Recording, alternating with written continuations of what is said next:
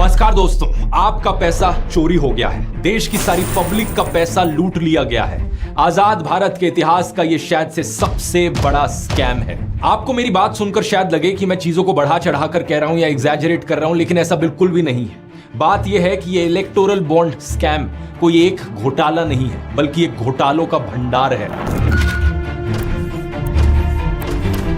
स्कैमों की एक इतनी लंबी लिस्ट है कि आप गिनते गिनते थक जाएंगे।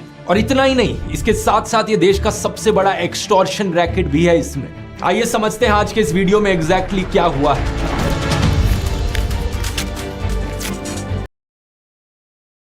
फकीर आदमी है, झोला लेके चल पड़ेंगे जी। लेकिन पूरी दुनिया में आपने ऐसा कोई फकीर देखा है जो 1,40,000 का चश्मा लगाता हो, खुद घूमते हैं 12 करोड़ की मर्सिडीज में, मतलब भिक्षा मांगकर यहाँ पर फॉरेन टूर भी कर लिए और डिजिटल कैमरा भी खरीद लिया डिजिटल कैमरा के रिलीज होने से पहले। और नरेंद्र मोदी अपने आप को गरीब ही नहीं, बहुत गरीब परिवार का बताते हैं। मित्रों, मैं बचपन में रेल के डिब्बे में चाय बेचता था। वाह, क्या फकीरी है। वो भगवान है हमारे, हम उनकी पूजा करते हैं। सच तो ये है दोस्तों कि ये लोग हमारे हिंदू दोनों सुपर पावर्स में से किसी एक की कठपुतली बनने की बजाय उन्होंने चुना खुद अपने एक तीसरे समूह का लीडर होना। और ये बहुत बड़ी बात है दोस्तों। उनके इस एक डिसीजन का प्रभाव 9-10 साल बाद दिखा भी। अक्टूबर 1964 में नॉन अलाइंड मूवमेंट की दूसरी कॉन्फ्रेंस जब हुई कायरो में, तो एशिया, अफ्रीका और लैटिन अमेरिका और यूरोप के 57 अलग अलग देश अटेंड कर रहे थे। आज इसका रिजल्ट जानते हैं। नॉन अलाइंड मूवमेंट में अब 120 देश जुड़े हैं साथ में। इस वर्ल्ड मैप को देखिए, डार्क ब्लू मेंबर स्टेट्स हैं और लाइट ब्लू ऑब्जर्वर स्टेट्स हैं। एक ऐसी दुनिया जहां पर नेटो अभी भी एग्जिस्ट करता है और रशिया और यूक्रेन के बीच में एक युद्ध चल रहा है। Non aligned movement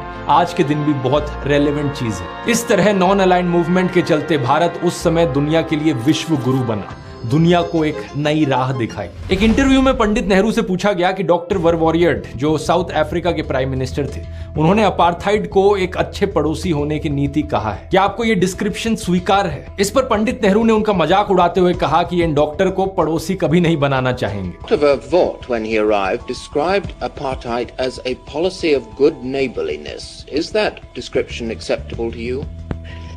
I should like to be Dr. Verwoerd. मई 2014 के बाद अचानक से डंका बजने लगा दुनिया भर में। ह्यूमन डेवलपमेंट इंडेक्स में इंडिया की रैंक 134, ग्लोबल पीस इंडेक्स 2023 में rank 126, press freedom index 2024 rank 159 2014 के कंपैरिजन में बहुत नीचे गिरी। इंडियन सिटीजनशिप छोड़ने वाले लोगों की संख्या ने सारे रिकॉर्ड्स तोड़ दिए हैं। न्यूयॉर्क टाइम्स ने खुद ट्वीट करके बताया कि ये झूठी तस्वीर है। टाइम मैगजीन ने ये फोटो छापी, इंडियाज डिवाइडर इन चीफ, और ये कहते हैं कि डंका बज रहा है दुनिया में भारत का। ये कोई देश है, ये कोई सरकार है, ये कोई लोग है। नमस्कार दोस्तों, कुछ दिन पहले प्रधानमंत्री मोदी ने उत्तर प्रदेश में एक रैली में कहा था, जब भारत बोलता है तो पूरी दुनिया सुनती है। When India speaks, the world listens. Bharat अब वैश्विक मंचों पर बोलता है तो पूरी दुनिया बड़े ध्यान से सुनती है।